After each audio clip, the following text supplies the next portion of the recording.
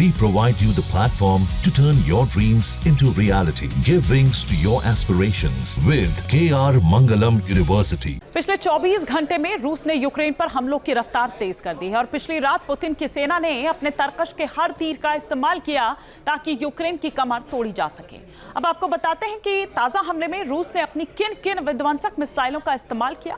रूसी सेना ने ब्लैक सी से और यूक्रेन तक, अगर हम यहाँ पर देखें तो कैलिबर क्रूज मिसाइल फायर की, जिसकी स्पीड 1000 से 3580 किलोमीटर प्रति घंटे की है। इस मिसाइल की रेंज 1500 से 2500 किलोमीटर तक है। कैलिबर मिसाइल पारंपरिक और एटॉमिक दोनों तरह के जो वॉरहेड्स है वो ले जाने में सक्षम है। रूस ने इस्कंदर बैलिस्टिक मिसाइल भी दागी, जिसकी स्पीड 6000 से 7000 किलोमीटर प्रति घंटा है। इस मिसाइल की रेंज 500 से 1000 किलोमीटर तक है। यह भी पारंपरिक और एटॉमिक दोनों तरह के जो वॉरहेड है उसे ले जाने में सक्षम है। इसके अलावा रूस ने किंजल हाइपरसोनिक मिसाइल जो है उसका भी इस्तेमाल किया, जिसकी मैक्सिमम स्पीड 11000 किलोमीटर प्रति घंटे तक है। इसकी रेंज 1500 से 2000 किलोमीटर तक है। यह भी पारंपरिक और एटॉमिक दोनों तरह के वॉरहेड ले जाने में सक्षम है। जब इन विध्वंसकारी मिसाइलों का वार हुआ तो यूक्रेन को बच निकलने का कोई रास्ता नहीं मिला।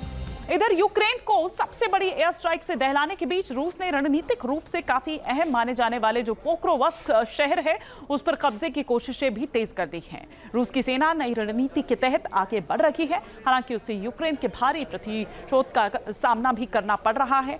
अब इस शहर पर कब्जे के लिए भीषण जंग छिड़ गई है, क्योंकि रूस ने 1 लाख से भी ज्यादा सैनिकों को मैदान में उतार दिया है।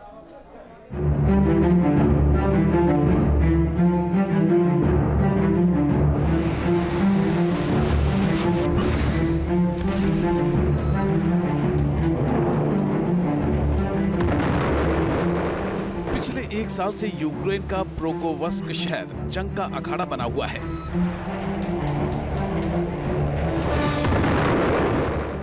इस शहर पर कब्जा करने के लिए रूस और यूक्रेन की सेना में भयंकर जंग छिड़ी हुई है।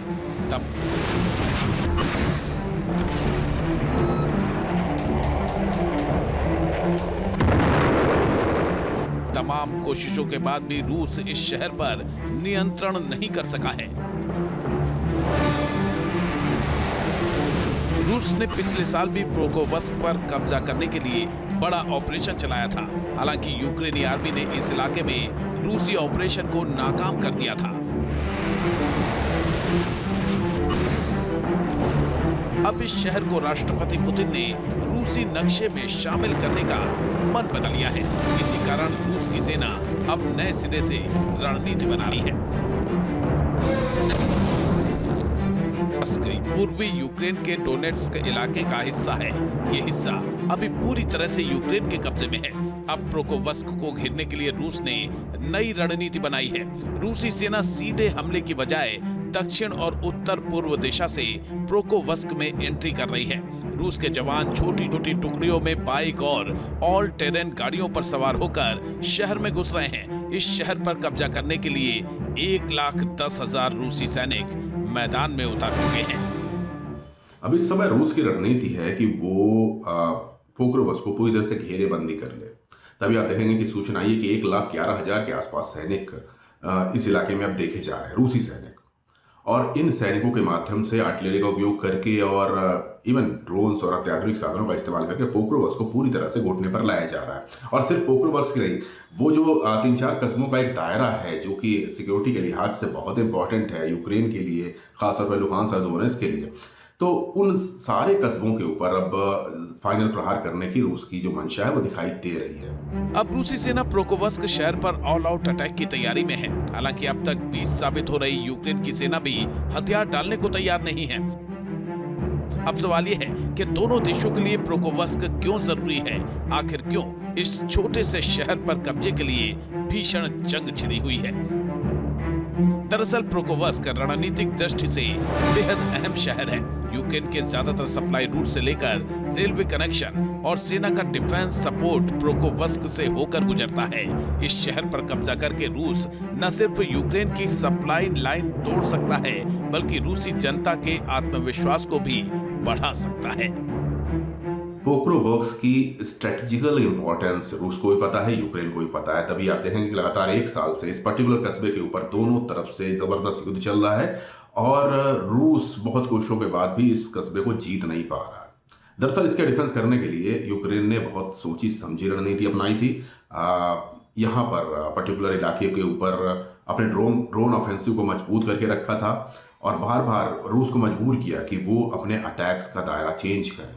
तो इसी शह और मात खेल में पोक्रोवर्क्स अभी तक पूरी तरह से रूस के कब्जे में नहीं आया है।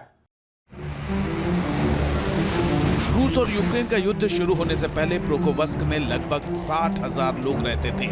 हालांकि अब यहाँ गिनती के ही कुछ लोग दिखाई देते हैं। पूरा शहर खंडहर में तब्दील हो चुका है।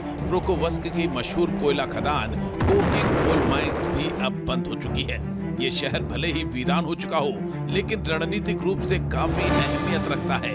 रूस के राष्ट्रपति पुतिन का टारगेट डोनेट्स्क और लुहांस्क पर पूरी तरह कब्जा करना है और पोक्रोवर्स्क इस रणनीति का महत्वपूर्ण हिस्सा है। T news nation. जहां भक्ति है हर शब्द में, कथाओं में छुपे हैं दिव्य रहस्य और ज्योतिष देता है जीवन को दिशा। धर्म से जुड़ी हर बातों को जानने के लिए हमारे चैनल स्तुति को सब्सक्राइब करें।